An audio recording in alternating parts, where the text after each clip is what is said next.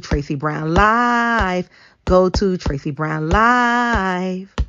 Gals and guys, go to Tracy Brown Live. Go to Tracy Brown Live. Go to Tracy Brown Live. Gals and guys, go to Tracy Brown Live. Go to Tracy Brown Live. Go to Tracy Brown Live. Gals and guys. I don't know what happened, guys. That was weird. How are you doing today? Welcome, welcome, welcome. Good health. Hi, Angela. How are you today? Welcome. There's so much to talk about today. If anybody wants a reading with me, it's on the screen 213-458-7408. It's Sunday, but I am open today. And also subscribe to my channel. Let me see. Let me see something. A little hot right now.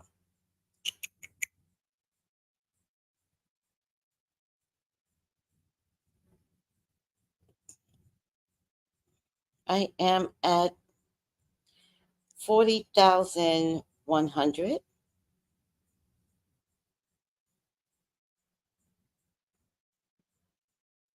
Oops. Let's just, there you go. How about that?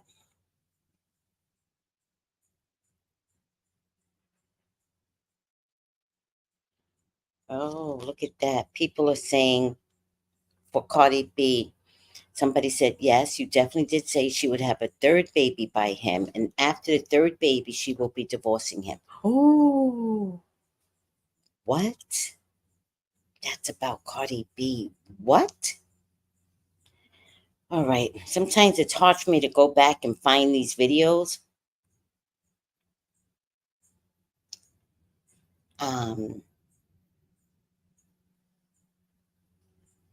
Thank you. Sorry. However, get to the comments. Oh.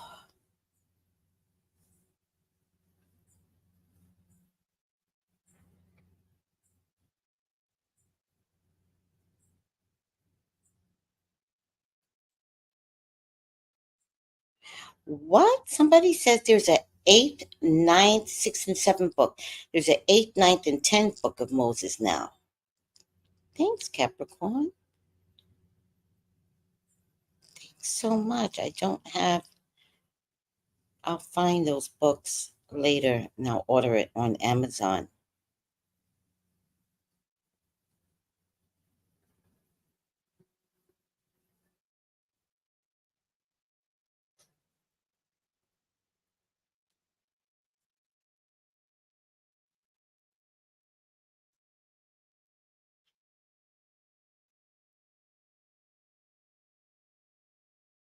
All right.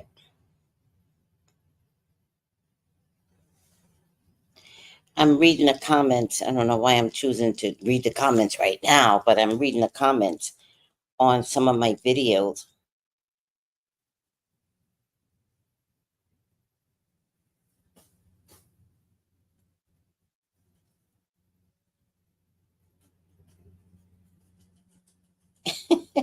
Who is Mark?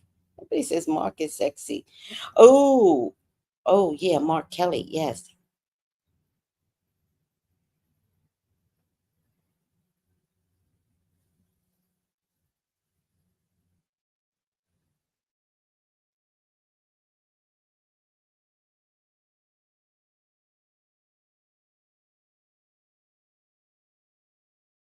All right.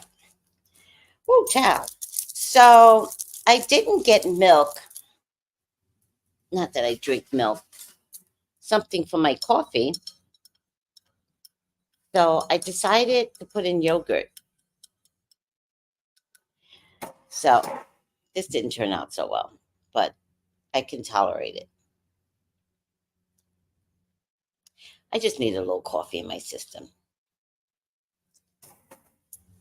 I'm not a coffee drinker. Let me see who else is on. Hi, Angela. Oh, thank you, Angela. Um, Please like and subscribe to my channel. And remember, guys, we are on Political Watch. So we got to stay focused on the Political Watch. Hi, Kelsey. Hi, Claudine. How you doing? How's the girls getting all big? I know they're getting big. Lord have mercy. Let me see something. All right. My eyes feel a little yucky today. All right, let's get started in the book. I'm going to go to where I left off, which is page 156. And we were talking about, oh, I meant to take a picture of the book. We were talking about the book Jambalaya, right? Because it's in this book. It's page 156, and it starts with this excerpt. This excerpt, Needy Winter, a story from her book Jambalaya, Louise Teach explains, is based on actual occurrences she experienced herself. Now, let me go back a little because this subject is astral projection. Okay. Astral projection. And that's basically out of body experiences. It happened a lot when I was a child, the author confined. I used to think I was spacing out, daydreaming. As a youngster, I had to be well grounded because I was in a large family. I had a lot of responsibility. When my quiet time came, I would go sit in a closet or lay up on the roof. I now know that I did a lot of out of body traveling, but I didn't know what it was called. My parents, just saw it as, well, she's seeing some spirits. I have a friendlier relationship with it now, says Louisa. Traveling out and meeting other energies on other levels. I have better control of it. Things don't have to get dire before I can do it. I can do it on decision, but that decision is not just left brain. The urge to do it comes on. The urge is based on the need to do it. I recognize that the urge is there and I surrender to the urge, cooperate with the urge, and then I can do it. You lay down on your bed, you tense and relax your muscles, Louisa goes on. You give up fear of what you're going to meet out there. You make an attempt to direct where you are going to go. You make sure you stay cored to the earth so you don't get out there and get too comfortable. You can deliberately go. There are other times, however, when I don't have all that forethought and I lay down to go to sleep and I feel myself flying or riding my magical bicycle or being on a roller coaster and I go somewhere. Louisa speaks of astral visits made to a gathering at her childhood home. A couple of years ago, I had this dream of myself riding this magical bicycle, and I went home to my mother's house. When I went there, some kind of reunion was going on. I could walk around and see people. In my dream, I came back here, and I didn't think anything of it except, well, I went in spirit to my mama's house. The next day or so, my mother called me and said that my aunt of mine, who I hadn't seen in 20 years, had been there visiting, and she kept asking about me. Without knowing it, I was trying to answer her call. Looking back at what she calls her regenerating out of body experiences, Louise attributes it to a ceremony in which she participated. There was the giving away of my possessions. There was the releasing of all my relationships, the abandoning of all my hopes and expectations. And I truly believe that it is that ceremony which caused me to have the out of body experience rather than dying, rather than just getting violently ill. Hmm. I'm interested in people recognizing that the spirit is layered and that when it's time for an old layer to come off, when it's time for the snake to shed its skin, we feel death coming on. But it's not necessary a physical death.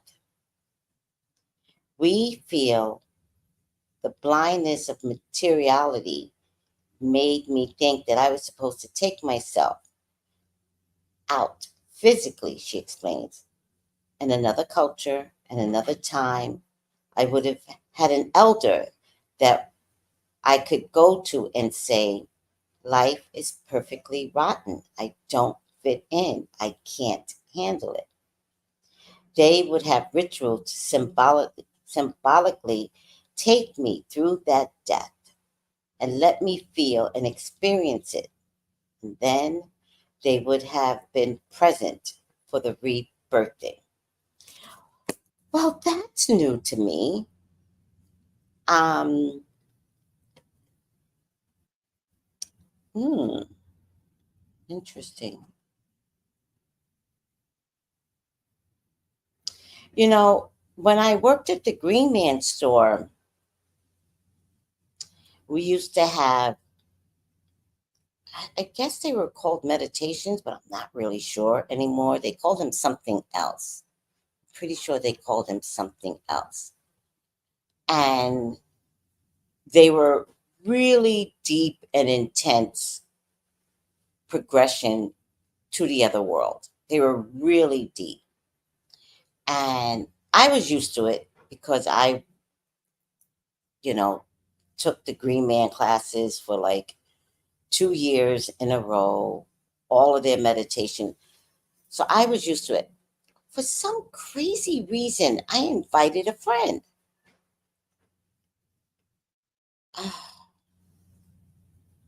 And we couldn't wake her. We could not wake her. Everybody else had come out of the meditation but her. So we shook her and we said, it's okay to come back. Don't stay there. It's really weird. And then when she did come back, um, she was groggy. And she was my ride. And I was like, oh my God. It was like she almost came back to her body as if she was drunk, as if her body didn't fit anymore when she got back. So she was like limber and, you know, couldn't keep her head up. And I was like, oh my God. So we really tried. This is the Green Man story. We really tried to figure out what to do with her. But the one thing about the Green Man store, they did not leave her. They stayed with her. There were certain foods that you can eat, and potato chips is one of the foods that you can eat. It's very grounding. You can hold a potato. We've talked about this before. And ultimately, she came back to herself. And then once you talk about your experiences, then you could see her gardening strength. Yeah, I remember that. Kind of reminds me of what's going on here. But I didn't.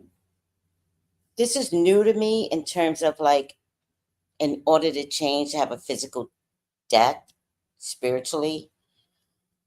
Oh, but it would be nice. I'm bringing a story up about the Green Man store because she said it's better to have an elder there who is ready to receive you when you have a rebirth. And yeah, yeah, interesting.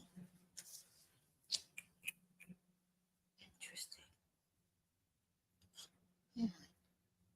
Very interesting.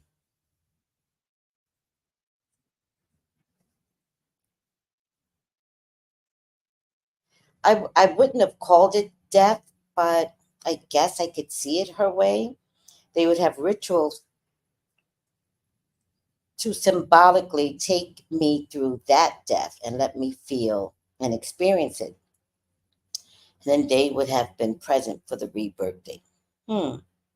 This is Louise Tish, and she wrote the book Jambalaya. So if anybody wants to get the book Jambalaya, please do.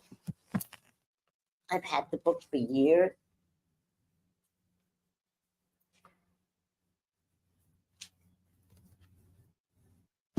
Hold on. Oh, sorry. And she tells stories in these books, also very similar to here, you know, astral journey. Let me see something else.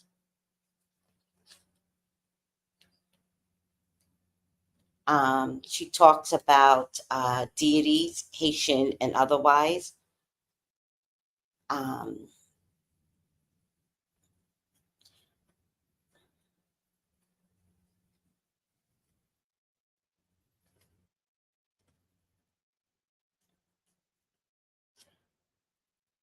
let's see something else.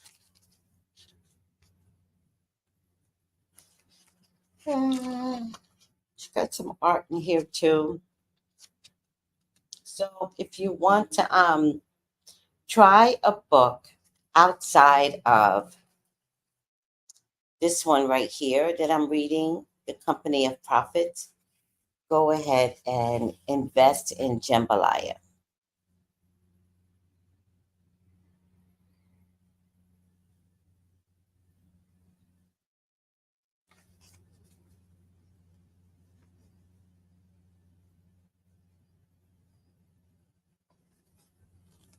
All right.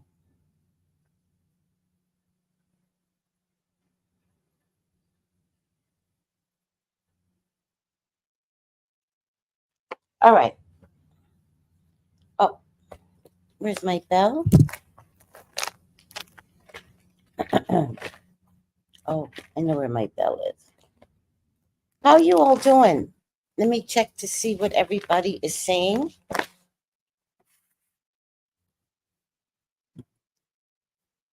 Oh, you're doing great. 11th grade. Oh, Lord. School started Thursday. Yeah, I'm fine. Like, I don't have a school started Thursday. You're in the South. Ciao. Are you in the South? Um, yeah, it's crazy. Hi, Bree. How are you? Glorious Sunday morning. Yes, it is. All right. Let me, oh, I could just use this. I don't have my bell. I don't feel like getting up. Ding, ding, ding, ding, ding, ding, ding, ding. I don't feel like getting up. All right. Take a sip of this yogurt coffee here. This is actually going to make me force me to get another cup of coffee later.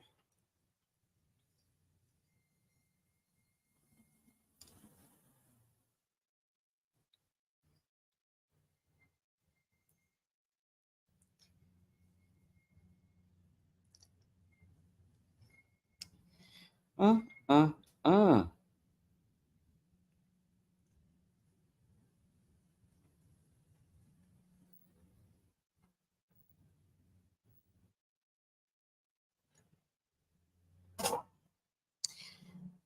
All right. Oh, yeah, Jambalaya. There you go. Jambalaya, the Natural Woman's Book of Personal Charms and Practical Rituals. It's on Amazon. I think you guys, in your private time, would actually love this book. So go ahead and invest in it. Go get some insights from this book. Very similar, by the way, to the company of prophets.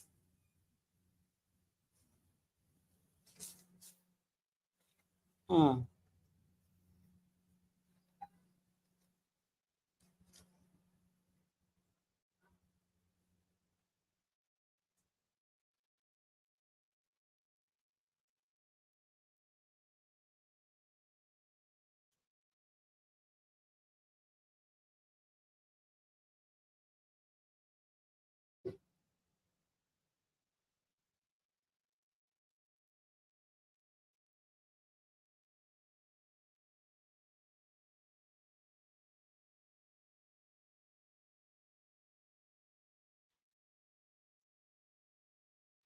Like, I'll tell you, one of the things that she says here. Um, this is the jambalaya, right? And don't be afraid of magical tips. But I do want to add that some of these books were written before we had carpet. Remember that. People used to have floors, not carpet.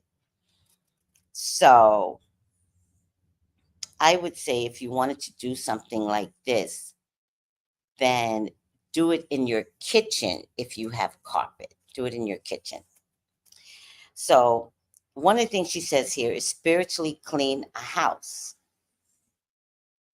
moving clockwise. Clockwise. Place a teaspoon of salt in all corners of the house,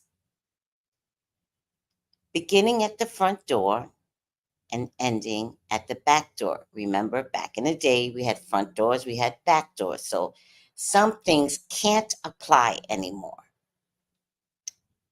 Sprinkle bay rum on the tip of a new broom and beat the walls from top to bottom at the corners. Now, some of us have nooks and crannies. And remember, she said a new broom. So you would have to go out and buy a new broom for this purpose. Me personally, I would get it from the dollar store. I would not drive myself crazy. Um, and you can beat the corners of every place. That's not such a bad idea. Beat the corners of every place on the broom, right? But sprinkle bay rum. If you don't know what bay rum is, oh Lord, look it up on Amazon. It's there. Um, and if you can't do it from top to bottom, which is a lot, you can just hit the broom on the walls. And this is a common practice, by the way. Hitting the broom on the wall shakes up energy. It shakes up all energy. And you just get the energy out. And sometimes, good or bad, just shake it up, get it out, right? And then you can invite the new back in. That's how I feel. Moving counterclockwise now, pick up all the salt from the corners and flush it down the toilet, right? Now, mop the floors in a solution. Again, this is hoodoo, so don't get mad at me. Mop the floors in a solution of your first morning's urine. 2 tablespoons of brown sugar and perfume. Perfume could be any oil. Now, me personally, I'm not putting brown sugar in my floor wash. It's not happening. I don't want bugs. I don't want no attraction. Maybe I could sprinkle some flakes of sugar, but I probably would leave the sugar out, but I don't have time. If your home is also your place of business, add 3 pennies. And I don't know if you guys know what this is, but it's Van oil to your floor wash. As you are mopping the floor, speak out loud the kind of life you want to live. I would tell you, no matter what you want, always ask for good health first. Try to remember that. I don't care if you do a candle magic. I don't care if you're wishing upon a star. I don't care if you've got one wish. If some genie shows up to you and says, you got one wish for good health. Okay? Remember that. No one can take your good health from you if that's your wish, if that's your desire. But you can ask for money and then get robbed the next day and all of it be gone, right? But your health is life. And as long as you have life, you can figure out how to work, how to bring money in, create a business, create your own happiness. You got health, you got the world. So, it says here, as you're mopping, speak out loud the kind of life you want to live. Do this in each room. Throw the water out the back door. Throw it down the drain. And if you have carpets, it can't be done. Let's not be crazy. But you could do it in your kitchen, right? What is the kitchen but a place of abundance, right? Many times the kitchen is a place of happiness. It's where we go to, you know, create, right? The kitchen is where we go to create, right? And we take other things and put it together and then we create a whole different thing, right? So you could look at it that way. Don't worry about doing the whole house because this is outdated in terms of modern times. Throw it down the toilet in your kitchen. Light a blue candle behind the front door with an image of Saint Michael over the door. Put fresh cut flowers in each room. Again, not everything's necessary. If you're not Catholic, why would you put? No, I don't think you have to be Catholic to believe in St. Michael's. I apologize. But if you don't want to do that, you don't have to. All right.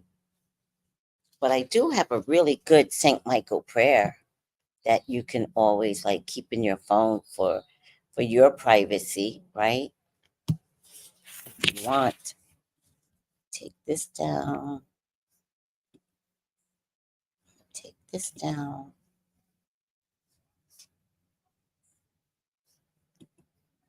Saint Michael, the archangel, defend me in battle. Be our protection against the wicked and the snares of the devil. May God rebuke him. We humbly pray. And do thou, O Prince of the heavenly hosts, by the power of God, cast into hell the devil and all the evil spirits who prowl about the world seeking the ruins of souls.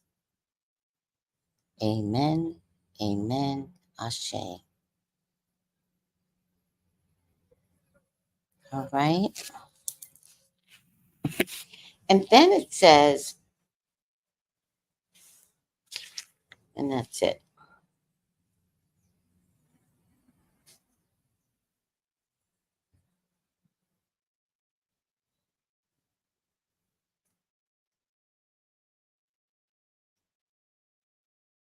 In any case, I'm looking from Jambalaya. I won't be reading this book, but it's very, very similar to Company of Prophet.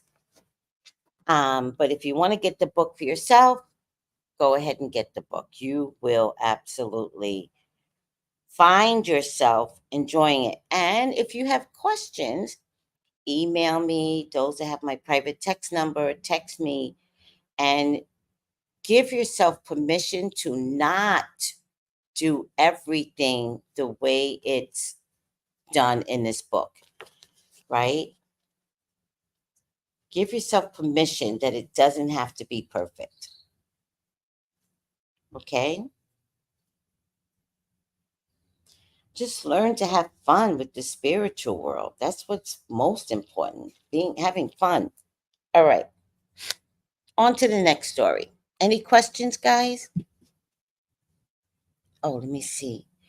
Um, ain't nothing like walking into person's house here in the South and they have a wooden floor trying to get me to go home. Oh, okay. I I will want to stay forever. Oh, you guys. Yes, indeed, it does. Okay.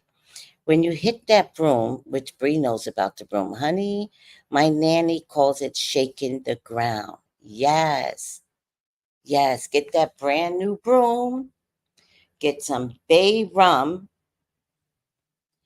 Um, Bay rum's an old fashioned thing, and spray that broom with some bay rum, hit them walls, clear that energy. Yeah. And you feel better afterwards. That's the most amazing part. When you do some spiritual cleansings, oh, it feels so good. All right. And remember, just being ethnic people, right? We have to do it. Um, and don't be ashamed. I can't be bothered with being ashamed. You know what I want? I want peace. I want peace. I want happiness. I want I want peace. I want peace so bad. And so just remind yourself that you're giving yourself good health, giving yourself peace, right? In any case. Moving on. Let me just go get my thingamajiggy. Hold on.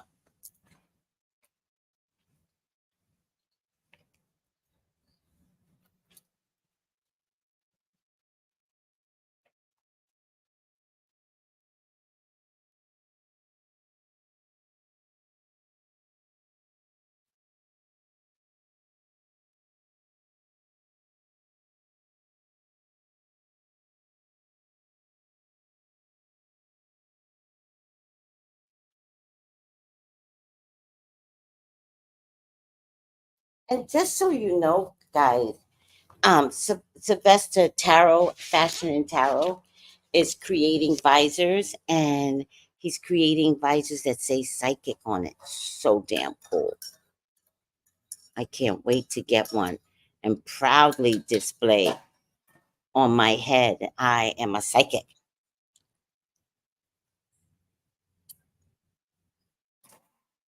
Okay, next chapter. My spirit is leaving. Clarence's mother used to announce to her children she would retire to bed for as long as a week, on occasion in out of body states after such treatments. Clarence Ellaby remembers friends and neighbors saying they saw and talked with her on the streets. But at the time of those sightings, Clarence knew his mother's physical body was home in bed in a trance. Hold on, guys. Get comfortable here.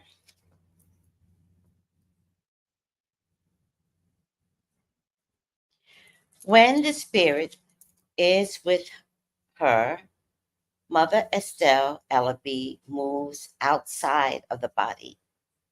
A speaker in tongues, evangelist, and healer, she is often enveloped in rapture consciousness. She leaves to Clarence, her son, companion, and co pastor, the management of most of her temporal affairs. He has been her assistant and her communicator since he was 17 years old. He knew even as a small child that his life work was in spiritual work with his mother. Clarence observes that his mother's body becomes set and cold after she leaves it. Sometimes he fears she might not return to it, but hesitates to call her back, not wanting to disturb her work. In an effort to quell his fears, Mother Ellaby told him to use his intuition to get the help of another psychic, but never call the paramedics. My mother told me when she and my father first married, he didn't know she was a psychic.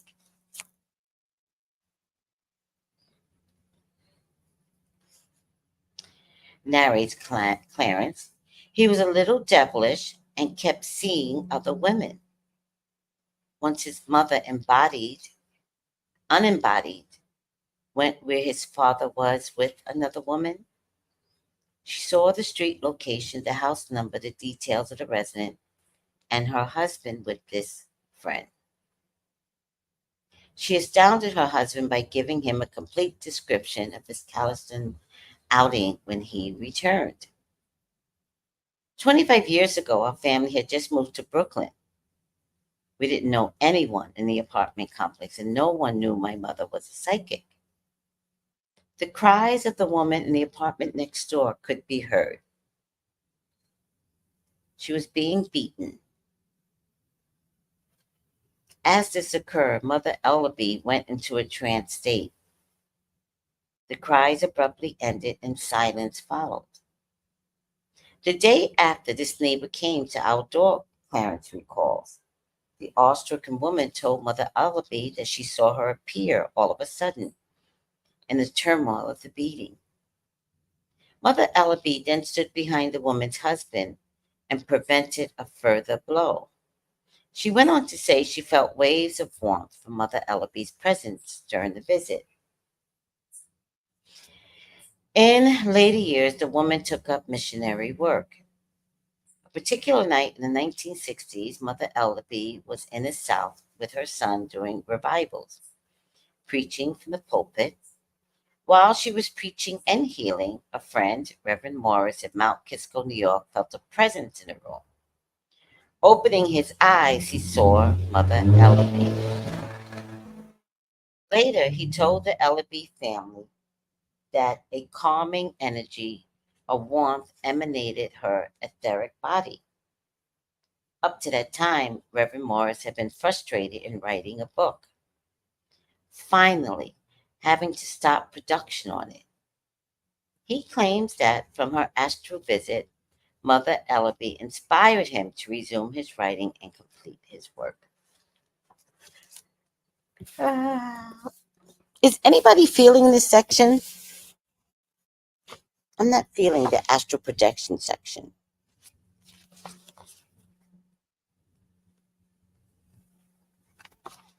All right. It's only a few of these, but I'm not feeling it.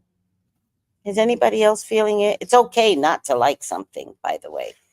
I'm just not feeling the astral projection of it all. Maybe I'll get a story that is going to resonate, but nothing's resonating to me right now.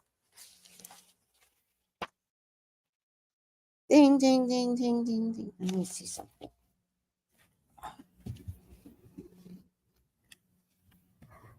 Ah, I am not feeling. I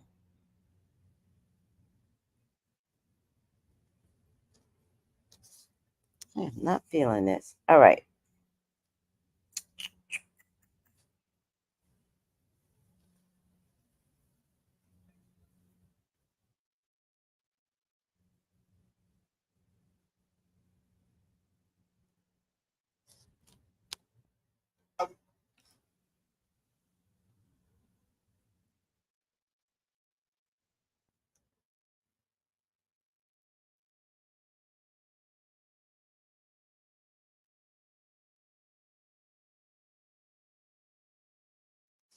All right. Let's oh, I know what I was doing.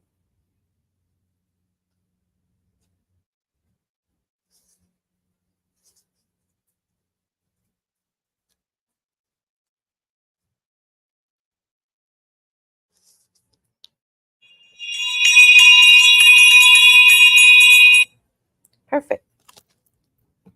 Next story. I've always, as a child, dreamt I had an out of body experience all along. I knew I wasn't in my body when I was little, that I was out. Carolyn Marcus, an astrologer, social worker, and college instructor, teaches at Morgan State College in Baltimore. I could see all the things happening and being so real for no reason, the feeling, the color, the sound, more intense than in real life. So I started writing down all my dreams. Some I think have been visions because I am right there. I go into a sweat and my eyes are open. It's just an intuitive kind of feeling that I know this is not just another dream. Something tells me that. It's kind of indescribable because it's a feeling. It's hard to talk about. I've tried to write some down, just describing my feelings and the impact of those experiences have had on me. I cannot come up with the words. When I have a dream that is very powerful to me, I write it down. I reflect on it. I ask myself, what am I supposed to do with this? I might not know the meaning for a week or two, maybe a month, maybe a year, but I never forget. And then things start happening, and then I can piece things together. Sometimes the dreams is in symbols,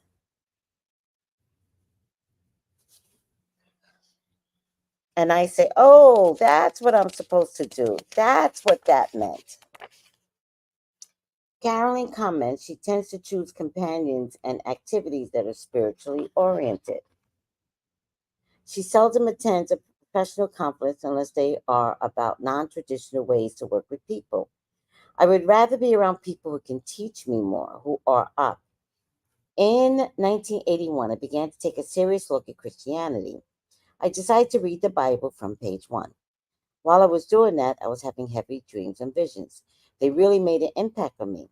I can relate to the Bible, the teachings, the principles involved. They can be used. I have respect for it. I don't have much respect for organized religion. A lot of churches that I have come in contact with, I would call Christian country clubs. I know now I do not need a church to go where I'm going to end up anyway. Through a metaphysical organization, Carolyn undertook studies on astral travel, finding they taught what she was naturally doing. I've been interacting and learning some things that I cannot ignore. I know that I have to share all this information that is coming to me. If I hold it in, I know I will suffer, my health, or whatever. This kind of information was not meant to be kept to oneself. It was meant to be shared with people for a universal kind of cause. I felt myself become more universal. And to me, that's very significant because it was like I was a different person.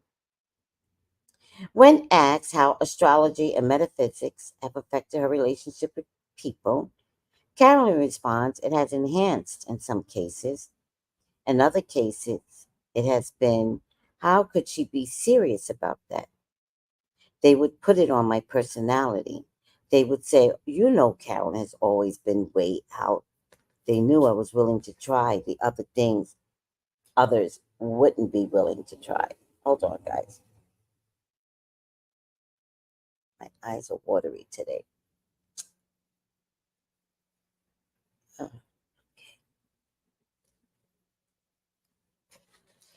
They would say, okay, the older I get, the more spiritual I become, the less need I have for those kind of roots. I can look back and I don't say it's a waste of time. I learned a lot of things. And apparently, I had to go through all that I did go through to get where I am now. When I was young, I did astral travel naturally in a dream state. But then I was afraid I was going to die or be unable to get back into my body. As a child, I knew I couldn't get back into. I As a child, I knew if I couldn't get back into my body, I would be dead. I've learned since that has happened. I know I'm not alone. I know that God is always there and will protect me. I know that all I have to do is call on the Lord and I'm delivered from whatever danger there is. This has happened to me thousands of times in dreams. All I would say is, Jesus, Lord, and I am delivered.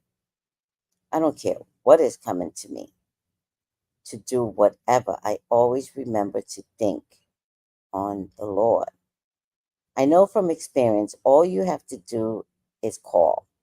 That's all you have to do. Now, we've talked about this, right? You know, if you are not of God, get out. Jesus, Jesus, Jesus. You break all that negative energy. Even, you know what? Even when you're emotionally upset. So let's say, and you've seen elders do this a lot, right? Sometimes we got to remember what our elders used to do.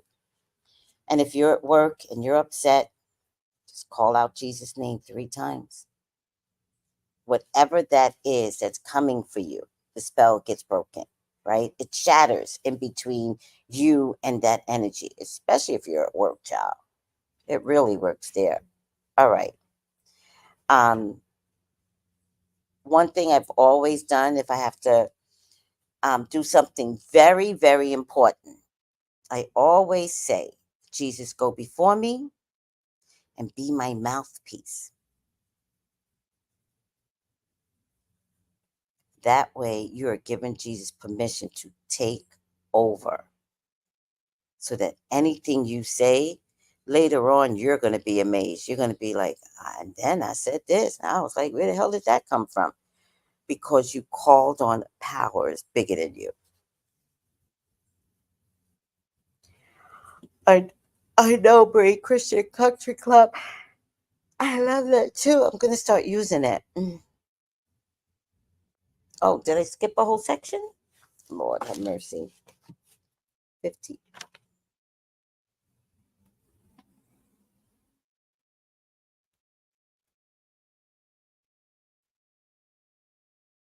Oh, let's read it. I became interested in the import business when I couldn't find an African dress. Eventually, I owned 3 African import stores in San Francisco, Berkeley, and Vallejo. Catherine Wilson, an herbalist and a healer, works out of the San Francisco Bay Area. I find myself astral traveling when I was in the store. I would visit places in Africa. I knew the languages and the land. Africans who visited the store were surprised that I knew their language and their customs. The places where she traveled were familiar, though she had never visited them in her life. She felt a deep affinity for the continent. At her store, amongst the goods and the artifacts of African nations, she seemed to be drawn out of her body. But the outer body travels to Africa ceased once she left her import business. An astral traveler from her 20s, those projections into remote physical places were not new to her. I have been told by any number of mediums that I didn't come into my body until I was around the age of 12. That is why I don't recall much of my childhood, she confirms. All right. Well, if you have trauma, you also don't recall much of your childhood. Okay. So I have had out of body experiences, not because I was educated in it. When you're spiritual, you accidentally do things. When I was a kid, I used to have it a lot. And then one day, I used to have my bed by my window. And I have since not put my bed by the window. So I was in my 50s. I had my bed by my window. And I astral traveled. And I couldn't get back in my body. And I panicked. And I remember thinking, I'm going to die. and nobody will know for days, right? I potentially could always be that person where it's like, and she was dead for 3 days, right? Not here though. I notice being here, that's not going to happen. In any case, um, I remember it specifically, and I remember panicking and thinking, how do I get back in? I don't remember what I did in terms of astral traveling and visiting because the panic of trying to get back in superseded the experience. Eventually, I did get back in. I remember forcing myself back in because you have the control, even though you don't know it, but you do, even though I didn't know it.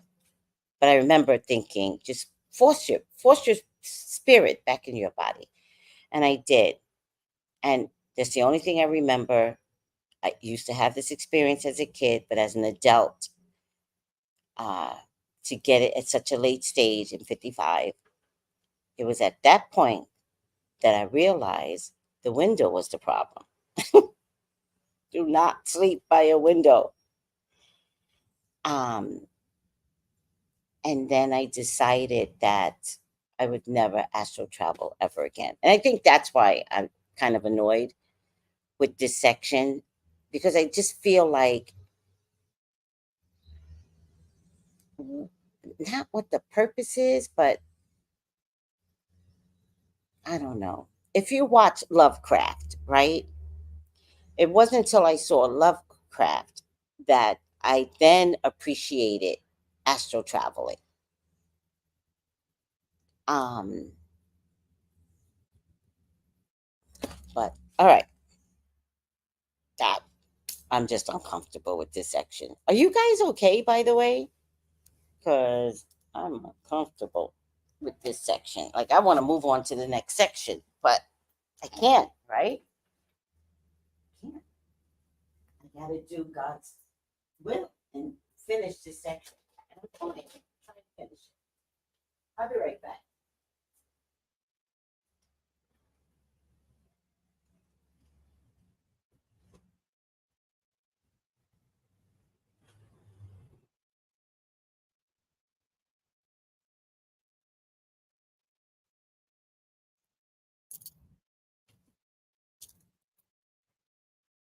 All right, guys, I am back, and let's take a look. I need a cup of coffee. Oh my God, this is disgusting. I tried with yogurt and coffee. Hi, Incognito. All right, let's get back. St. Michael, I think I left that up enough. I was leaving it up for somebody that needed it. All right, let's go back here. Thank you, Angela. Thank you so much for letting me know I had missed something. Thank you. All right, moving on. More astral traveling stories.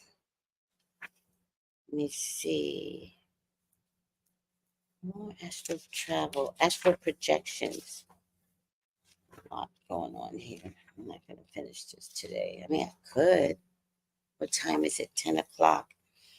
In 1831, Rebecca Cox Jackson thought she was dying. Why is dying in reference to astral traveling? The following observations of the experience she later recorded in her journey. Now, when my spirit left my body, I was as sensible of it as I would be now to go out of this house and come in it again. All my senses and feelings and understanding was in my spirit.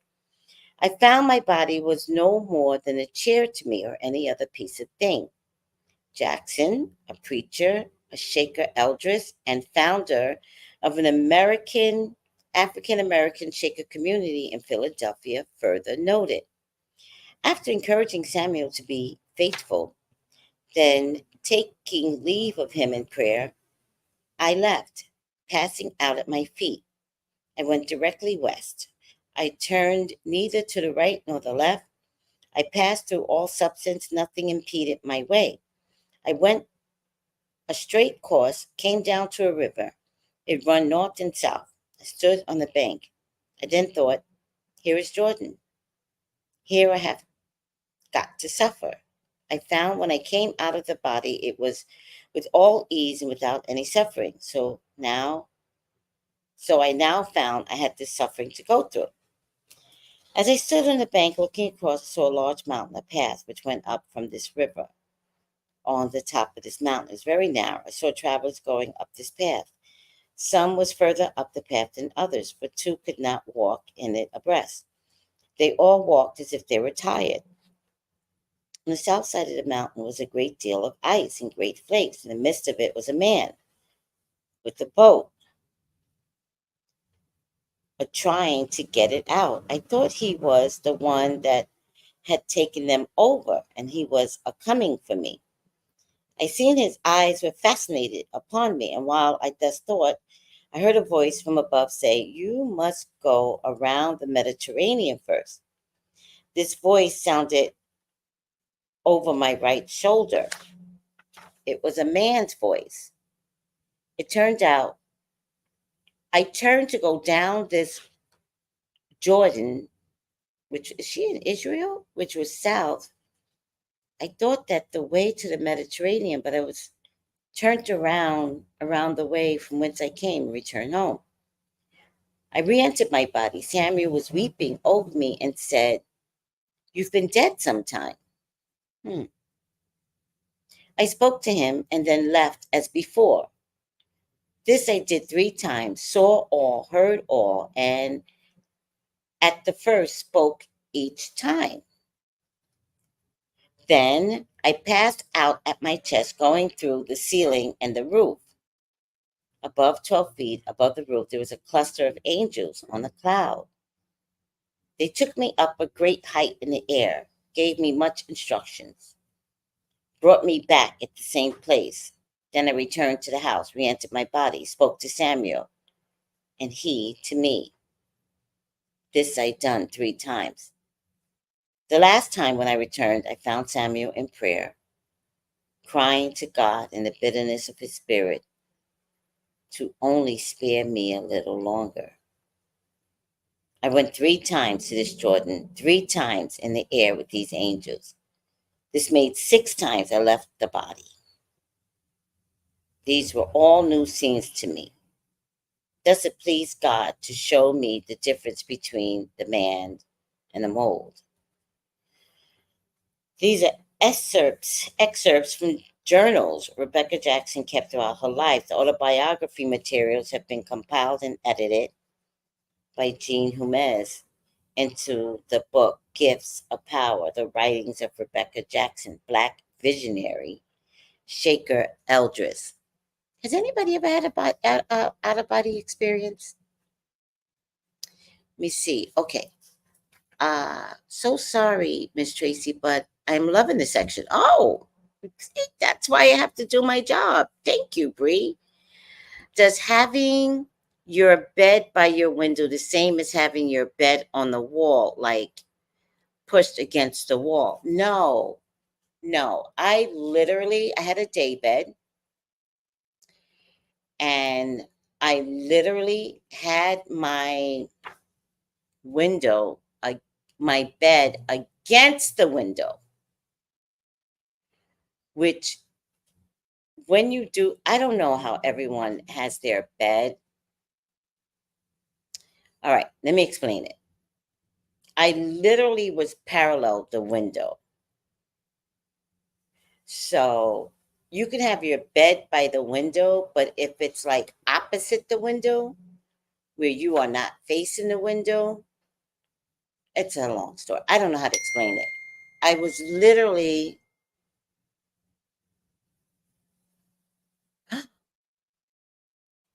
oh, oh, I think I forgot somebody's candle here. Oh, oh, let me see something. Somebody paid for a candle?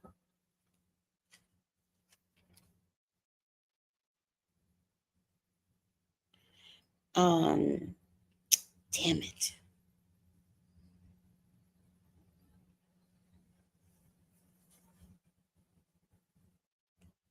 Yep. There you go. Damn it.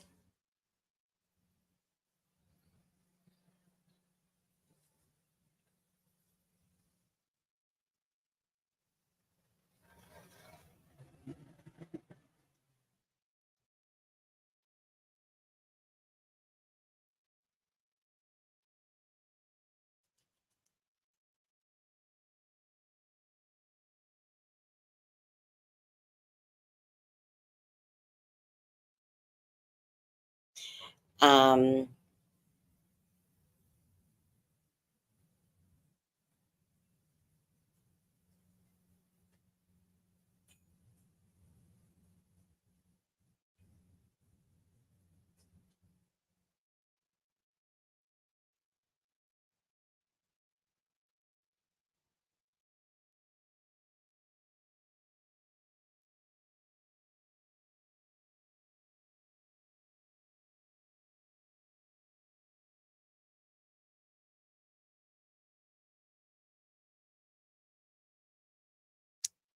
um,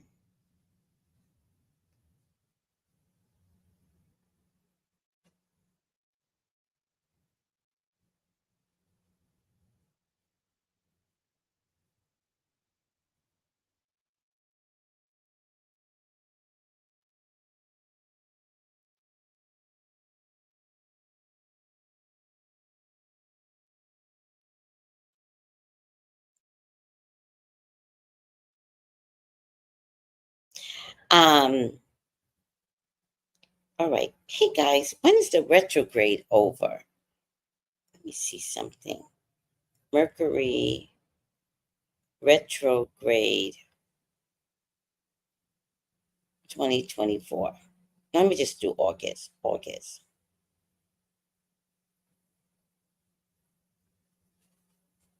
Mm-mm-mm. Date.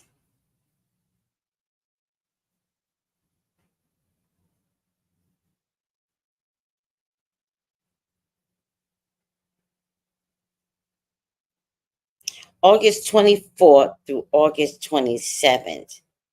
So, when is the next full moon? Full moon in August 2024. Damn it.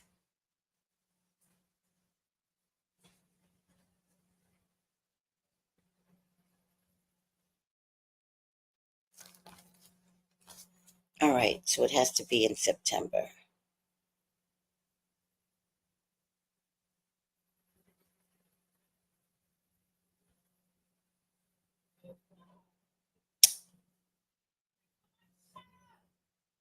See? Did y'all hear that? That crazy ass woman telling her child to shut up that way. See?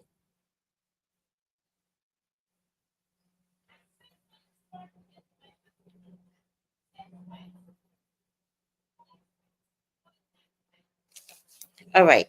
So Bree says, "Oh, look at this." Bree, Angela says, "Oh, look at you guys." Okay, thank you, Tracy, for that clarification. Yeah. So my bed was parallel the window. So that means when I lay down and I turned on my left, I literally could see outside, see the stars, blah, blah, blah, blah. When you do something like that, my experience, Bree, is that you are half in your house, and when you're sleeping, you're half outside. And it's very easy for spiritual energy to get to you, is what I'm trying to say. Because to have an out of body experience at 55 was crazy, but I realized it's because it was literally parallel the whole length of the window. So you can have your bed near the window, but it can't be the length of the window. So you can have your headboard and your window, right? Does that make sense what I'm trying to say? And it could be like, I'm not making sense. Just don't have it the length of the window, because you that where's the energy? The energy is outside, right? There are things running around constantly just because we can't see it, right? And I was too close to the window and the energies. Now, I never had a bad experience except for the latent astral projection. And what I had to do, because I had a studio at the time, and what I had to do was switch my bed to the other side of the wall. And then I was safe. And it was so much better when I did that. I was so safe there. So that's it. That's all I have to say. It was dangerous for me to. And then I actually also got pneumonia that way. So now that I'm thinking about it, I probably did have a bad experience, because when bad energies see you through the window, right? And they know that you have a purpose, they'll want to take you, like, oh, she's doing God's work. Let's get her sick. And I did wind up, never had pneumonia in my life. Now that I'm thinking about it. Now that we're talking about it. No, I had pneumonia as a 2-year old. I'm sorry, Mom, but it was from neglect. Nobody was watching me. And so I had pneumonia, almost died, and wound up with pneumonia at 55 again. But it had something to do, all of it had something to do with the way I placed my bed. So I never placed my bed by the window ever again. But literally, it's parallel the window where you could see outside. Does that make sense? And, you know, I believe, I can't prove this, but I believe that curtains keep out negative energy at night. But that's just me. So, all right. Just don't put the bed by the window. The window could be across from you. You can have a nightstand, beautiful window. It could be across from you, but you put your bed near the window. And when you're sleeping at night, the elements, I feel like the elements could get you. So, yeah. I'm making perfectly good sense. Okay. Mercury goes direct. Thank you, Angela, on August 28th. Yes, you are making sense. Okay. Bree says, oh, wait, Angela says, yes, I had an out of body experience because I didn't know what was happening. I thought I was dying. Oh, and immediately woke up. Yeah, there seems to be some association with dying here with astral travel. I'm not the educator on astral travel, guys. So if I find someone that can speak on it, I will definitely invite someone that has better knowledge, but I don't have the knowledge of astral travel. And Bree says, yes, I have had out of body experience twice. Interesting. Once at age 3 and then at age 35. Wow. All right. And so the way I described the bed, I'm making good sense. When I'm live on Monday, I'll give you an example of on paper of how I had my bed literally pressed against a window. I'd never done that before. And it was just aesthetically pleasing because I was in a studio. So when you walked in, it was beautiful. But, oh, this is the other thing I learned, guys. The other thing I learned years later is that when you pass your bedroom, your this is feng shui. Your bed should not look like the way a funeral casket would be when you enter a room. Does that make sense? So when you enter your room, your bed should not look like a funeral casket. And when you entered my studio, the first thing you would notice, because I designed it that way, was my bed. But it was placed against the wall like a funeral casket is placed at a funeral. So, those of you that need some feng shui fixing in your house, right? Tapping the walls with a broom is kind of feng shui, clearing that energy, right? But the placement of where you put things, oh, it's okay to study some feng shui because it will make sense later on in terms of clearing energy. And I had, when you walked in my studio, it was beautiful the way I set the bed up because it was a day bed. It was a beautiful day bed. I always wanted a day bed and I like to get things out my system. So here I was buying this day bed. Oh, I have another thing too. I have a problem with metal beds. I found out iron or metal uh, interferes with my electromagnetic body. I've had two metal beds in my lifetime, and I can't tell you why, but I had a beautiful iron metal bed that made me not sleep at night. True story. And it was beautiful. I made my dad pay for it because, he was like, "Oh, I want to come live with you." And I was like, "Oh, it's going to cost you." So I need this day bed. And he got it for me. And sucks to be me because I found out years later I cannot have metal beds. Um, in any case, that was when I was younger, the bed that my dad brought me. Cut two, I'm now in California and I'm in a studio and I always wanted a day bed. Is anybody like, it was my dream. It was my dream, like day bed. Where did I find this day bed? I literally found this day bed at the Goodwill, like literally. Um, but of course I didn't take the mattress because I'm not that girl. Got a brand new mattress for my day bed.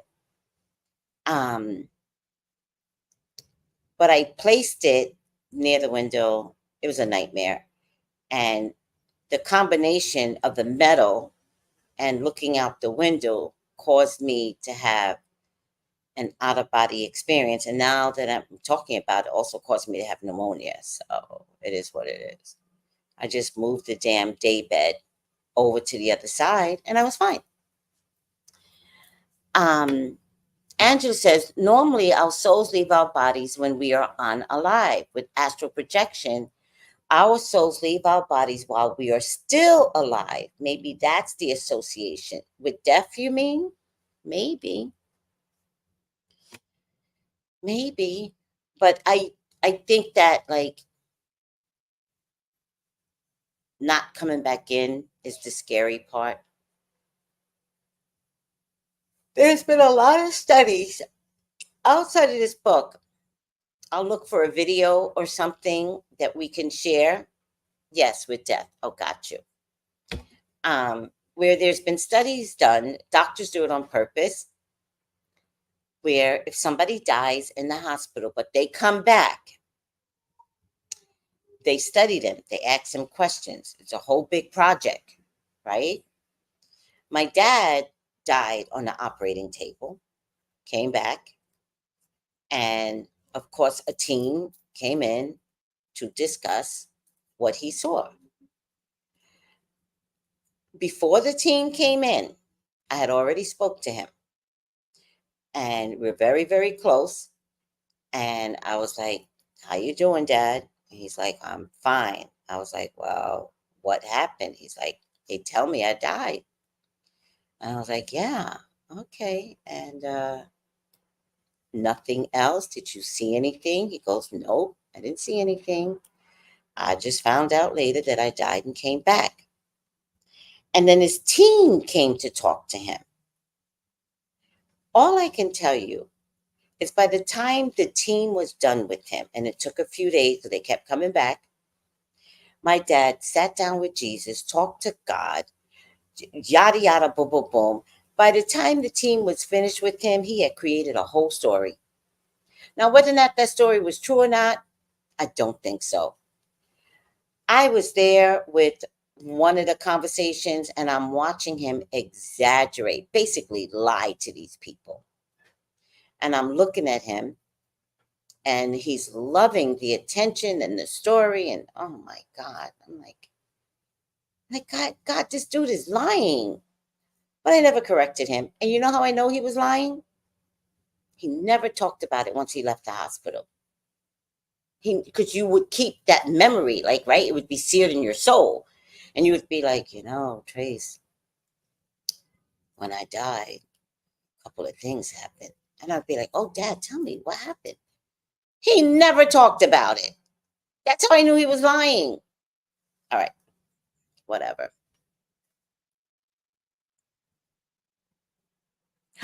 Oh, that's very common, Bree. Bree says, oh my God, the out of body experience I had at 35 was on the operating table. Now, that is very, very common. An operation will do that. And they will, I don't know, did anybody come talk to you? Because they will be like, did you see something? And people have been known to be in the operating room and be above the body and see the doctor and see the activity and see the excitement when someone dies. Oh my God, when someone dies or colds or whatever, the activity in the hospital shoots up 1,000%. The one thing I can say about hospitals is that they are not into death. They are into survival. And they will kick into gear, get that crash cart. They start to, I gotta do this, do that. Blah, blah, blah, blah, blah. It's actually very fascinating when death shows up because it's really a fight against the soul to not leave. It's actually a beautiful thing if you could witness that. And so it's very common that it happens in the hospitals. Very, very common. So not surprised, Bree. Angela says, it's my belief that when our souls leave our bodies during astral projection, just enough essence of our souls are left in our bodies to keep us alive until we return to our bodies. There could be some truth in that. There could be. Remember, your organs are still there. Your heart still beats, right? The death is the separation from the body, not the body itself. But the soul has to get back in order for the body to recalibrate.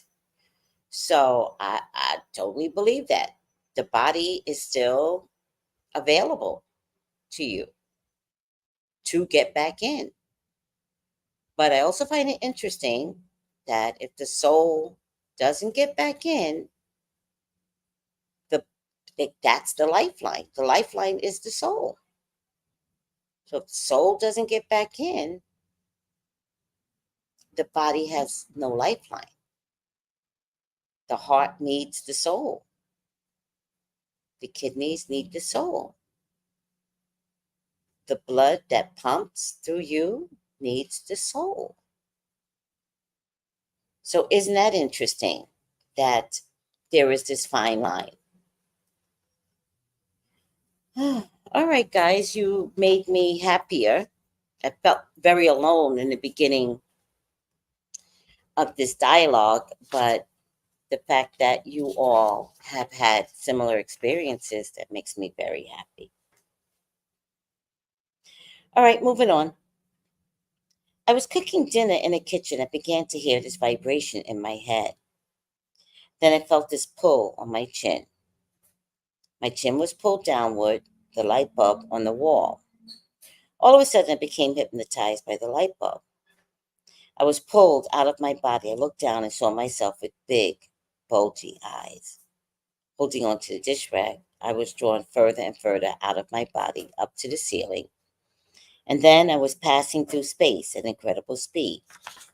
Haywood Coleman, Los Angeles entertainer, speaks of an astral projection experience while he lived in Paris. I got closer and closer to the disc, and as I drew close, the more of a melting feeling I had. I thought, oh God, I'm not worthy enough to be this close to thee. And the vibration that pulled me out of my body began to vibrate in a way of saying, this is how I want you to be every moment of your life. Then I found myself released. I found myself back in a room, up on the ceiling. I was slowly lowered back into my body. I was afraid because at first thought I was dead and I would never get back into my body. I thought, this is how I am dying. When I was released and back into my body, I dropped everything and started crying. I could see auras around everything. I could see atoms of the curtains, vibrant colors. My mind was glowing. That was the beginning. Wow. All right.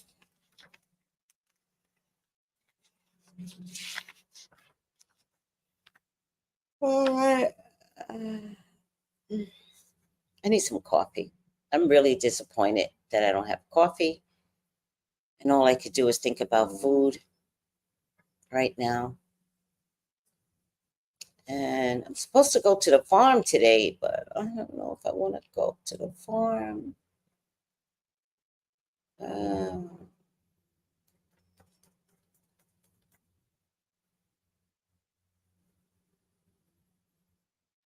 I got so much work to do myself here. I'm trying to organize my thoughts. Hmm.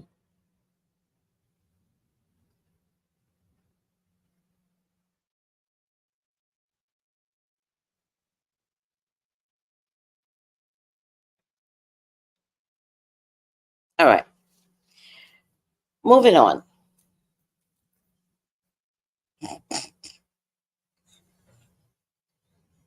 Hold on.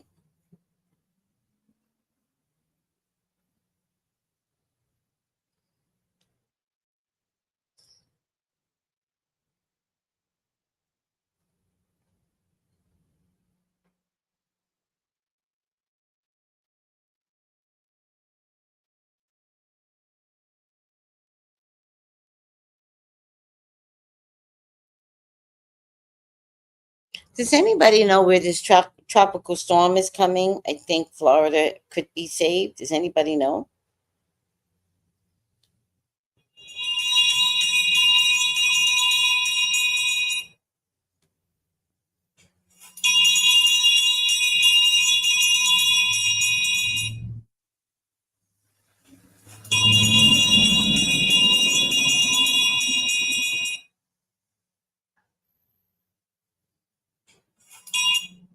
All right. Let's see. Next story. Delia Greer was uneasy, stopped by what her daughter, Bakara Ani, said a few minutes earlier. The 5-year-old child had softly intoned, Mommy, someone is so sick. As was her habit, the child repeated some of the phrase, so sick. It didn't make sense then, but within a week, Delilah, who had no idea it was she who was ill, had to be hospitalized. Under intensive treatment, which required blood transfusions, Delilah used visualization concepts to accelerate healing. At one point of her self healing work, she became aware of her astral body coming out, unlocking. My higher self moved out from my head first and feet last. I began to walk on top of myself. As I walked on my forehead, nose, chest, all the way down. I bent over and lifted up my stomach, my insides, and then pulled them back. She then went back into her body with the realization that she was healed. Professionally trained in social work and clinical psychology, Delida combines these skills with her psychic gifts to give consultation through her social psychic consulting practice in Cleveland, Ohio. I began dancing on top of the world. I was traveling all over the world to Nigeria, Haiti, places I had visited. She actually met with a friend, Edna, who had died 5 months earlier. Edna is my grandmother's name. I went and visited her, but it was like being in a tunnel. I saw her. She was tall. She was in an armored dress, but it was like of mail, really heavy. I said, Edna, oh, Edna, I'd really like to talk to you. She came to the hospital. Now I'm with you and I feel so peaceful. I don't know if I want to go back. She told me I had to go back. She kept saying, stay back. And she moved away from me. In further contemplating experiences, Delida remarked it was the first time she didn't fear death. I was in a state of consciousness where I could feel. I could have a choice. During her astral travel, Delida confirmed her spiritual direction. My mission in this life, my lesson is to let go and let God. And that is exactly why I am healed. I let go and let God. That's beautiful. How many of us have a hard time of letting go and letting God?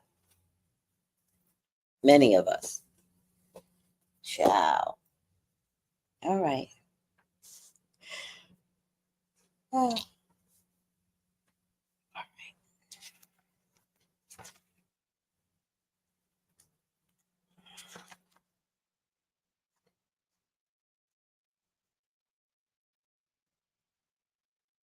oh, it's going to hit Tallahassee? Interesting.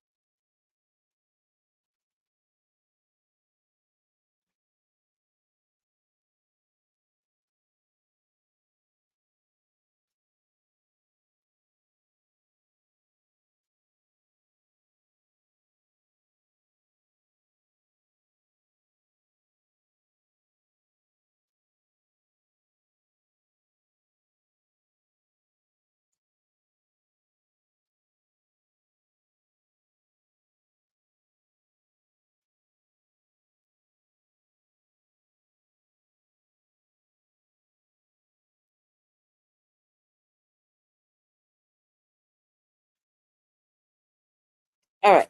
Let me reposition my body here. Oh, I have to exercise.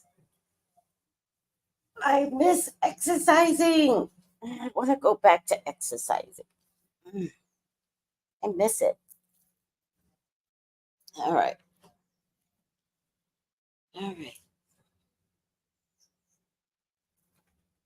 Let go and let God. Who's had trouble with letting go of something and letting God work through you?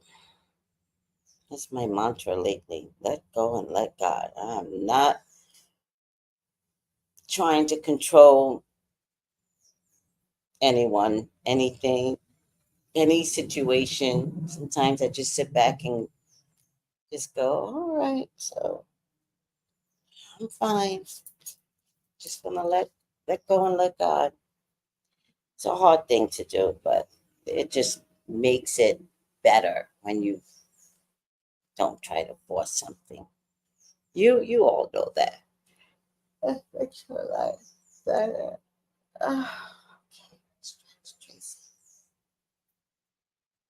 Guys, there's so much I want to do. Does anybody feel like me where it's like I want to take Pilates, I want to exercise, I want to do candle magic, so many things. And Do you ever get overwhelmed and you wind up doing nothing?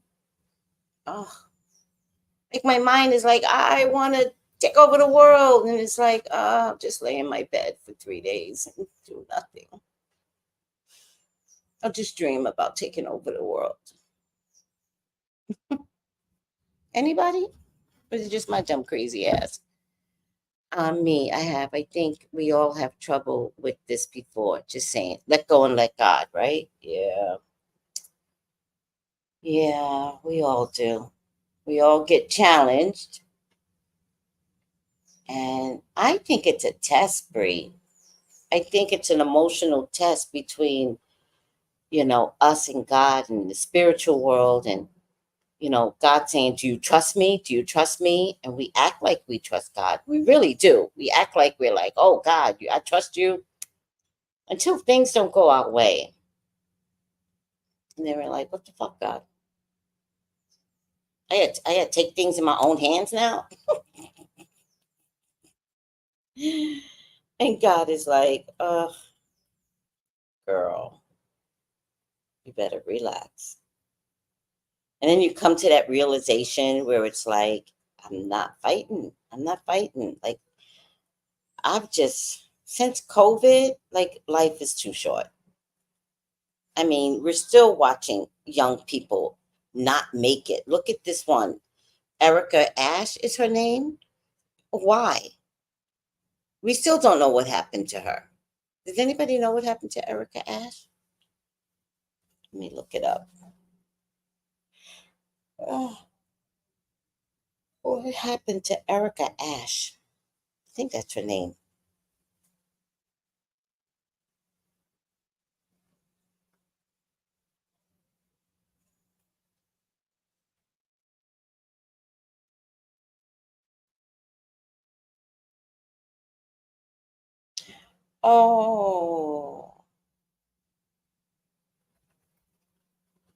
Oh, she died of cancer.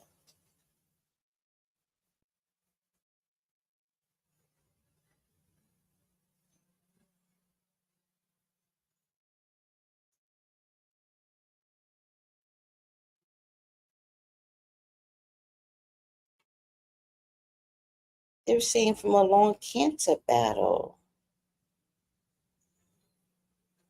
Wow. All right. Wow. So, yeah. Oh, there you go.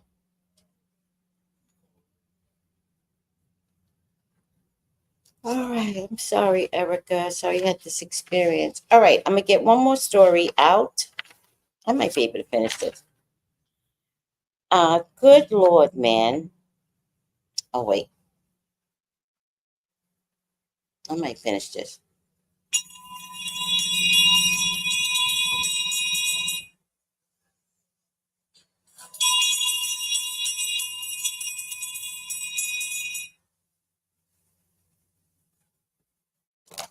Good Lord, man. You're two-thirds in the spirit world. A medium once told me that. I think my mother would have agreed with her. When I was young, I would go into trances, completely forgetting what I was supposed to be doing. I didn't discover what it was until I was in my 40s. I found myself outside my body. I've seen this body. I've always been a dreamer. I didn't realize what was happening. I thought my mind was just outside. When I was young, I also investigated all religions, including the Far Eastern ones, which impressed me a great deal.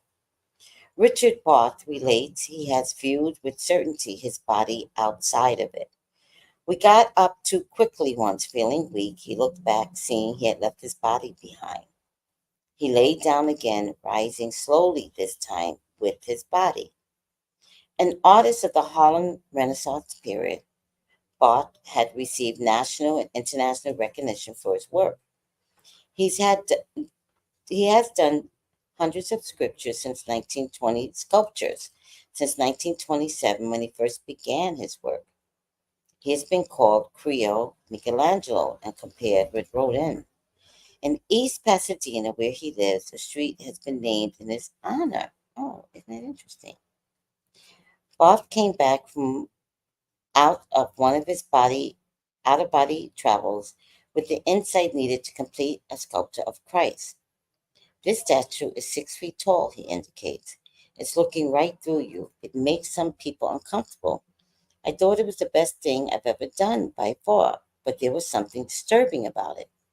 I couldn't figure out what it was. I checked it. I couldn't find anything wrong, so I decided I've done the best I could. I can't find out what is wrong with it. So then I think I shall have to ask for help. Oh, hold on. Darn it. Custom. Hi, Renee. Doing my show. We'll call you today. All right. Um, I went to my bedroom, sat on my bed, took my shoes off, belt and collar. I didn't want anything to physically attract me. I meditated on my problem and asked for help. Soon, every bodily sensation disappeared. My only consciousness was here, he described, pointing his third eye area. The rest of my body just disappeared as far as feeling went. Suddenly, I found myself floating out of my forehead. I went up through the ceiling, through the clouds. I was going up again, now swinging to the right, now swinging to the left. I found myself way out in the outer stratosphere. It was better than flying because I didn't have to wave my arms. I was just relaxed and floating up like a toy balloon being let out with hundreds of miles of thread. I didn't know how long I was there. Suddenly I landed a thump. I found myself sitting on my bed on 8th Avenue.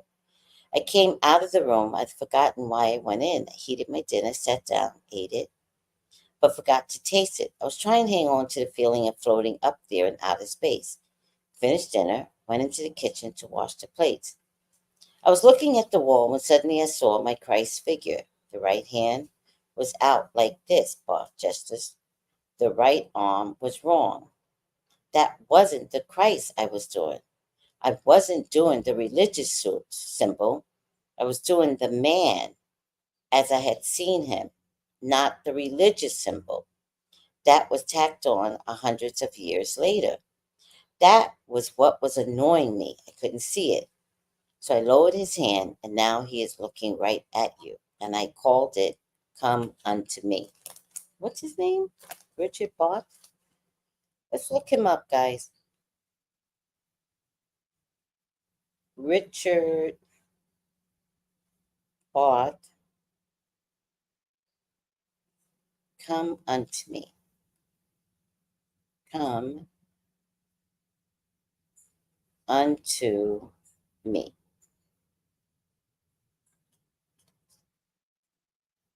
All right. Images. We also did John F. Kennedy.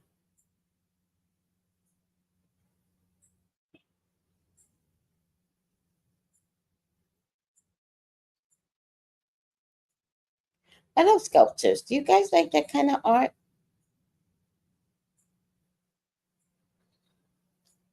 I don't see it though. Come unto me. Is this Christ?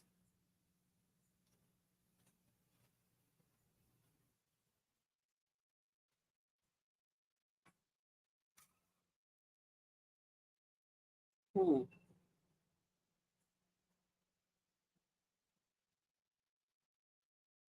Here it is.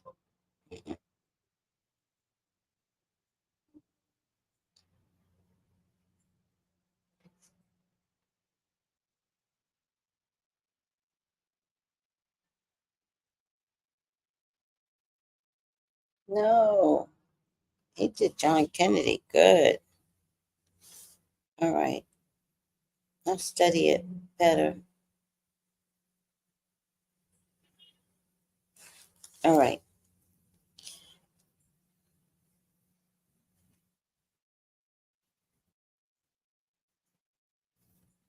While the statue was still in his studio, Barth had another experience with his work. An elderly woman came to commission him to do a plaque for her church. She asked if she could see what was under the sheet. I removed the blanket and she looked directly into his eyes, and he was looking at her. The woman's attention never left his eyes, never looked at his face, hands, or feet, or anything. She never saw the rest of him. She was locked into his eyes as if she had been hypnotized. I saw in a model stand smoking, watching her face. Gradually, her eyes filled with water. Tears ran down. I don't think she was conscious of them. She didn't wipe them away. Finally, she took a breath. Deep breath. She wiped her face. She said, "Mr. Barth, I want to thank you for what you have done for me this morning." I said, "What is that?" She said, "Yesterday, when I made the appointment, I was feeling fine. I went to bed last night feeling fine. This morning, when I woke up, I was so depressed. I could hardly get out of bed. I thought of calling you and canceling the engagement, but I thought it wouldn't be fair to you. I forced myself to come. When I got here, I had to pull myself up by the banister. I felt as if there was a heavy, heavy load upon my shoulders. Mr. Bart, the load has been lifted, and I feel light and happy. Thank you very much." Bart reflects she was cured by just looking into the eyes of a piece of clay. Her faith did it. I didn't. The body is the house you live in, Bart summarizes his astral plane experiences. All right, let me see something.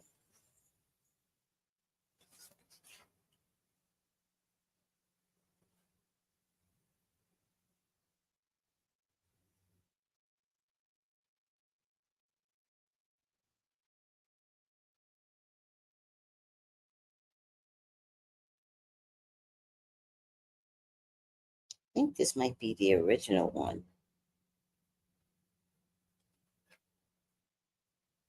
Seems to be a couple of versions of Christ consciousness. I wonder which one is the original one.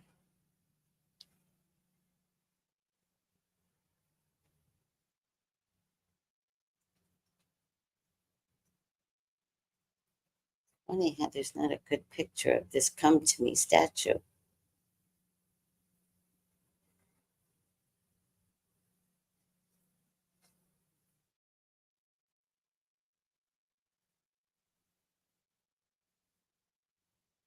Interesting.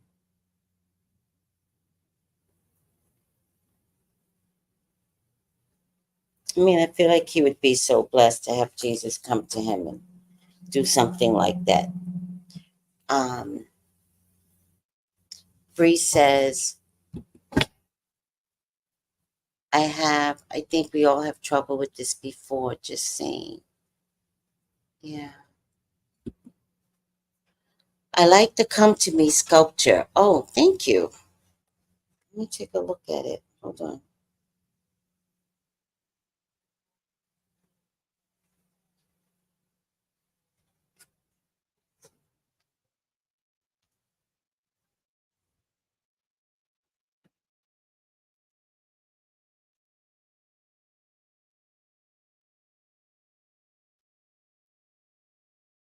Yeah, that's the one I found too. Yeah,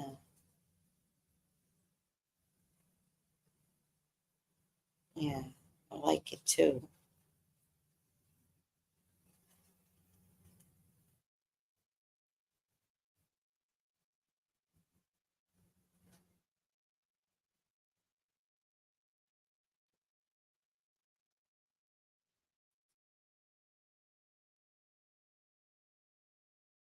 It's very beautiful. All right. Thank you for this, Angela.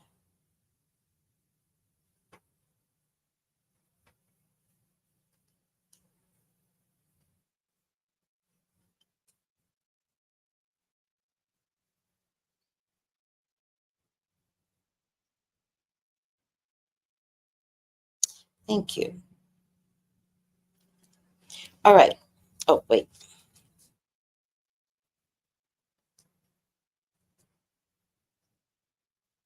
Oh, wait. I actually want to save this.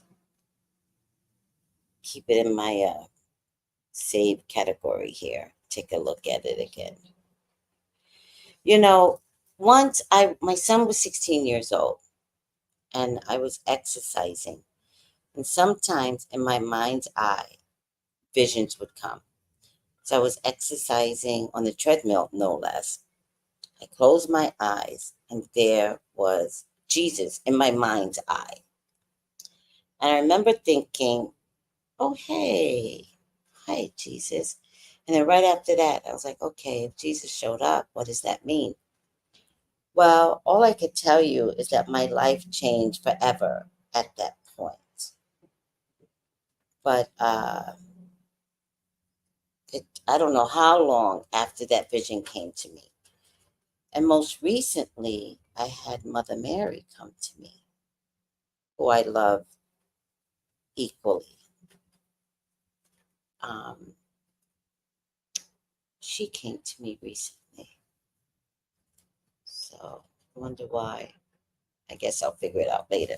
In any case, moving on. Thank you for that, Angela, to come to me, sculpture on Pinterest.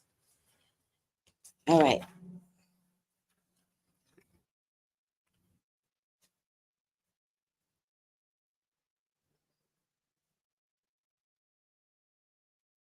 Wait. Oh, okay. Let me see. Okay. We're almost done. We did good. We did very good today. And thank you for the admission that you all was feeling this section. Thank you. Because, I wanted to write.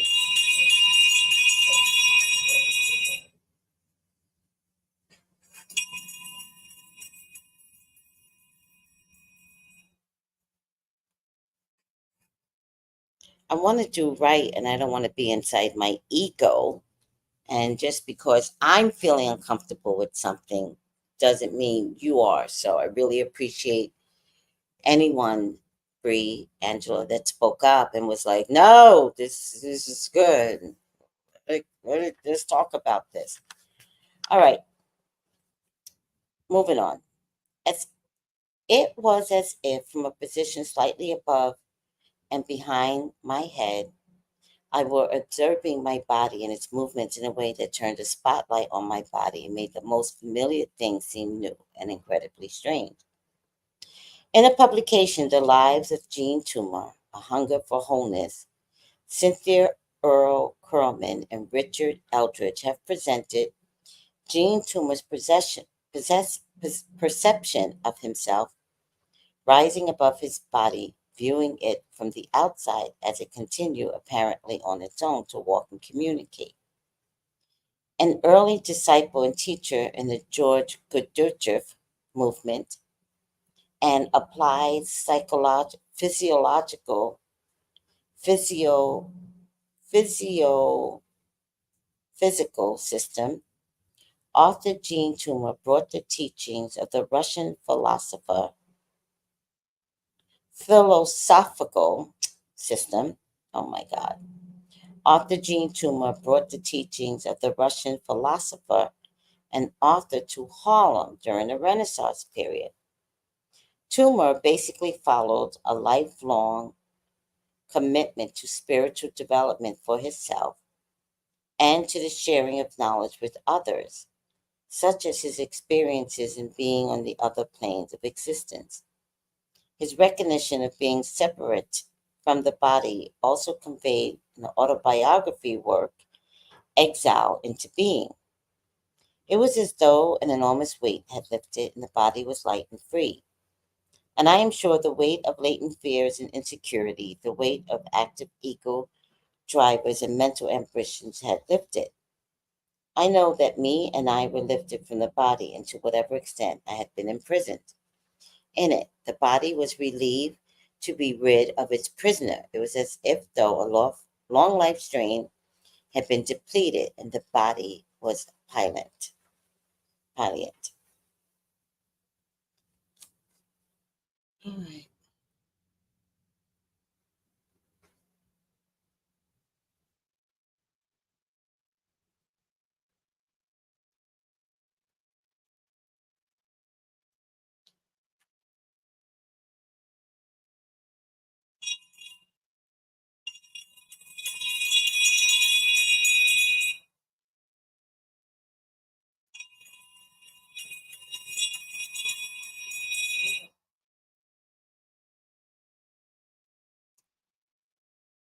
Next story. I had such a strong sense to leave my body that I had to sit down. It was around 1971, and I was at the table with my son. He held onto my hands, otherwise, I might have swayed out there. He was holding onto my hands as I flew out fast. As an informed and comparatively relaxed explorer in spirit form since childhood, June Gatlin, which came up earlier, knows not to sleep on her back when she wishes to go out. At 6 to 14 years old, I had outstanding astral travels, but now I am in more control when I fly. The singer and spiritual healer says there is sometimes a sense of rushing as she leaves her body. On her journey, she had looked through the eyes of an eagle and is aware of having flown through time. I have flown back to Egypt and to the future. I have learned it. Time is all the same, she informs. She reflects that its purest form, the separation of the body, brings a feeling of well being, not similar to one's experience in the death process, of releasing from all your worldly attachments.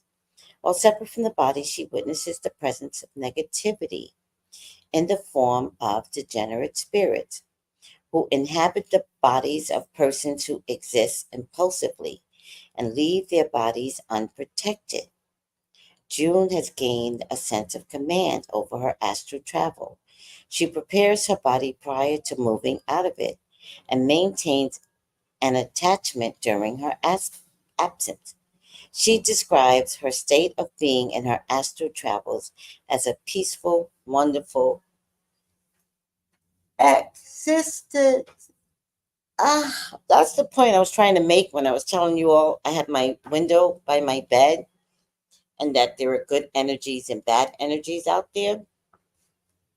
And she said she reflects that in its purest form of separation, um, from the body brings a feeling of well being, not similar to one's experience in the death process of releasing from all worldly attachments.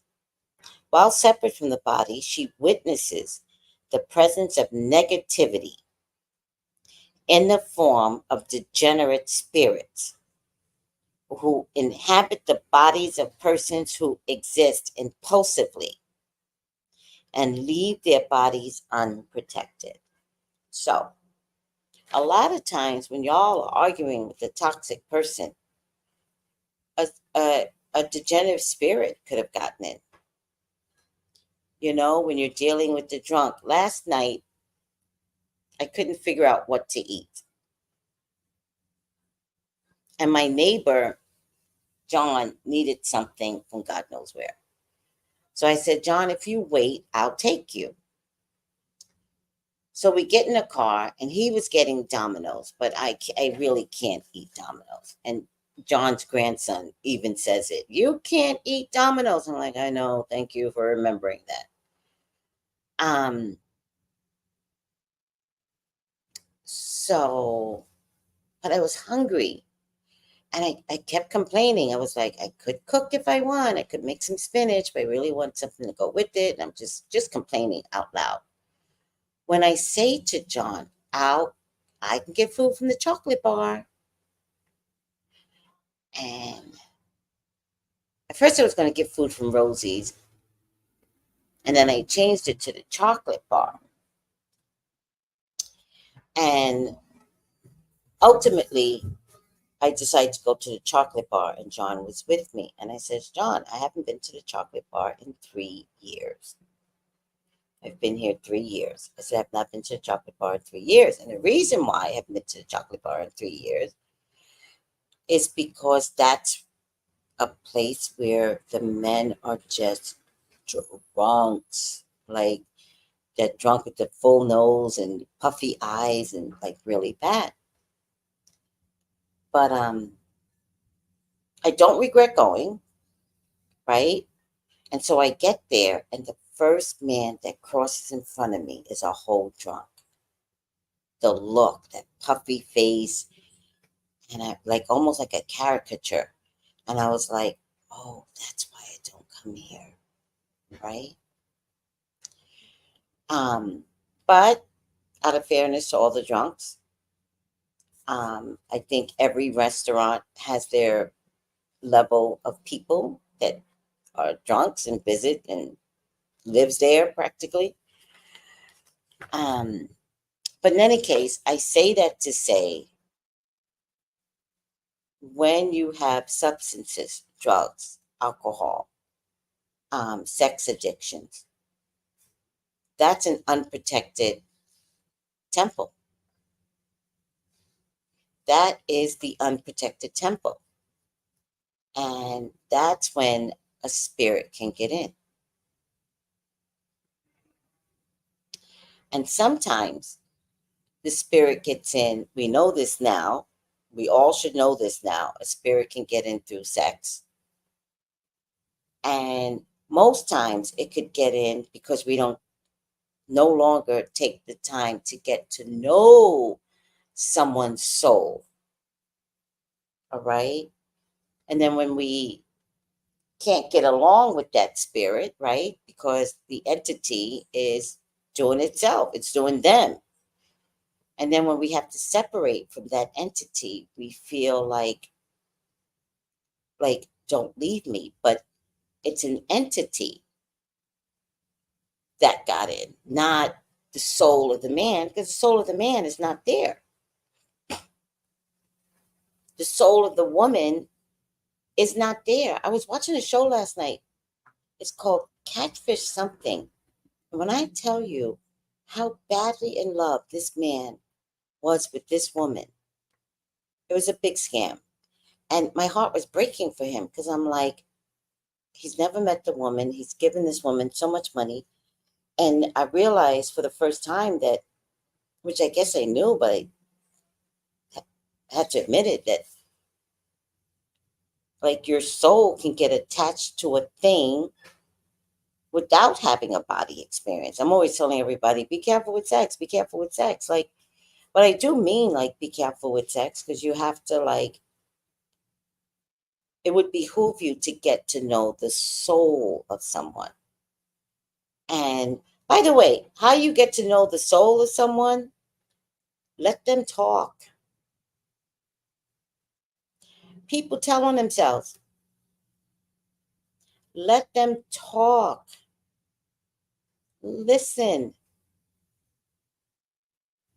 Don't try to convince someone to be anything but who they are presenting them to you. Don't argue with anyone. Just be like, oh, that's a very interesting way of thinking. I don't know if I agree, but that's interesting, right? Because if you let them talk, you will truly discover whether or not you like them. Let them talk. Let them talk themselves under the bus. Don't try to convince yourself to like someone when they are literally telling you who they are. The other thing I want to be able to say, I get this a lot, but just let me add this in here. Stop listening to sob stories. Stop. Oh, woe is me. I didn't have the best childhood. Oh, my most recent ex-wife, there's like three of them. Oh, she cheated on me. Oh my God, please. Don't be like, wow, wow. Unless a man is asking you, unless a woman is asking you, are you okay? How's your day today? I don't need to know your past. I need to know who you are today. Let them talk. Because if you ask a simple question like, how's your day been today? And he has to go into his mama drama, he got a spirit in him. You don't want that. You don't want that. You want to hear these stories after you all have connected on a mature, emotional, spiritual level. But that takes time. That is not overnight. All right. We're at the last story, I think.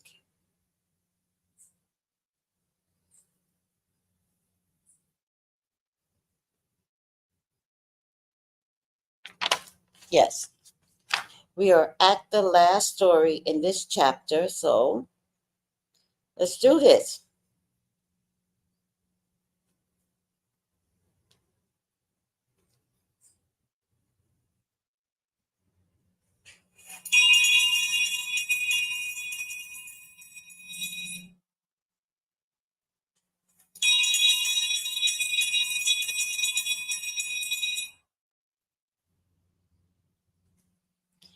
I experienced going out of my body as a beam of light. I was light shooting through the cosmos, and I became afraid because I wasn't sure it would come back to my body. San Francisco Bay Area resident Ariska Rasic is a midwife, healer, and teacher of spiritual dance. Ariska experiences her spirituality as evolving out of multicultural bases. One of these is Native American religious concepts and practices. Another is out of Africa's sacred traditions. A third from Wicca, a religion centered around female deities. Dreams are important in my life. I have a habit now. When I dream about people, I call them. I do want to know if something is up, she relates. I once had a dream that was a clear dream. I came out of the dream with a clear message I should try for midwifery school. I realized that all my connections were about things I did with my hands and my body. That's where my greatest skills in communications were. The dream told me that my fulfillment was around that. I didn't at first consider myself a healer. I remember going once to a congress and a woman came up to me. You're a healer. What are you doing with it? She inquired. I am a midwife, I replied. I haven't considered my midwifery as healing because I didn't consider birth sickness. Now I do think of myself as a healer, but I think of myself as a peacemaker and a bridge between the races at some level, starting to pull together peace. Part of who I am, part of being able to take up a world of cosmology, is that I grew up in Harlem. My second mother was a Japanese woman. It was her family that I lived with when I was 15 and 16. I am someone who had people who are not black as significant others in my life ever since I was a child. I think that she, I think that has kept me more open than other people. She blesses some of the babies of the drug addicted women giving birth in the clinic setting in which she works. She believes that if she doesn't say a blessing for some of the babies, no one would during the whole pregnancy, not even the mothers. From a viewpoint, every child is supposed to come in wanted. Many of the women Ariska sees do not consider birth as a spiritual event. The birth happens in the middle of such turmoil. The birth is happening when the woman is trying desperately to knit together the threads of her life, and it is real difficult. Sometimes Ariska gets someone who wants a spiritual birth. She remarks how much she loves doing births that way, infrequent as they are. She does not impose her own spiritual beliefs on pregnant women, but she teaches relaxation techniques. I try to encourage them to bring their spiritual beliefs to the birth of their child. I do believe we are light energy. When we die, we go back to being that pure energy, affirms Ariska. All right, guys, we have done our job. And astro travel. And the next one is rituals. Very interesting topic. By way of rituals, chapter 8. Oh my goodness. Stretch. I need to do something with my body. I need to exercise. I need some Pilates in my life. And I need to do better. Hi, Sis Pat. How are you? All right, everyone. I hope I helped. Call me for your own personal reading, 213-458-7408. And guess what? Subscribe. Subscribe.